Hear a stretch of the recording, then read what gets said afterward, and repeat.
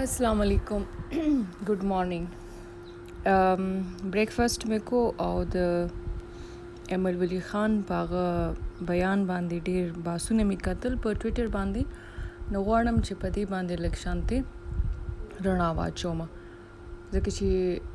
کله نه امل ولی خان دا خبره کړې ده چې ډمان پښتانه دي یا پښتانه ډمان دي صدا سرنګ خبري هغه کړې ده غي نه پس یو کنفیوژن پیدا شوه دی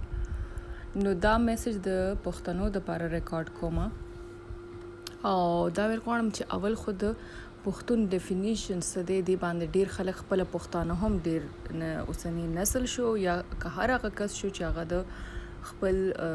تاریخ نه یا د خپل ځان په حواله سره نه دی خبر نو هغه کنفیوز کیږي په دې خبرو باندې او هغه ته پته نه وي نو اولنې خبره خو ډیر پښتانه داسې دي نن سبا چې هغه ته دام پته نه چې کم خیل یا ما زما پلار نیکسو کو مونږ سو کو سوک نو په داسې کې چې کله بیا دا شانت ټاپکس راشي نو هغه نورم کنفیوژن پیدا کی نو اولنې خبره خدا ده چې د پښتون کله بیان راشي مونږ دا وایي چې هر پښتو ویون کې پښتون نه دی ٹھیک شو او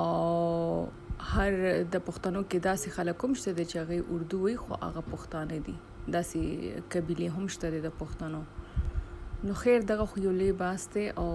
مونږ چې کم پښتاني مونږ په دې خبرو چې زمونږ په سوسایټي کې پښتون مونږ چاته وایو په پښتنو کې مختلف ساتونه دي په دې کې د غشت دی لکه چې هر کسب بچا کو نو هغه یو نوم او هغه پاغه باندې هغه کام قبيله مشهور شوله لکه ګوجر شو مالیار شو دغه شان پکې ډمان هم دي جولاګان هم دي نایان هم دي کولالان هم دي دا شانته مختلف قسم ذاتونه دي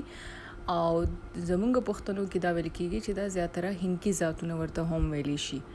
پښتون چې دی هغه به مونږه ای سبزو ته او دا شانته مختلف یو سونور دغه دي قومونه چې دی تبا پښتانه ویل کېدل دینه ټول خبر دي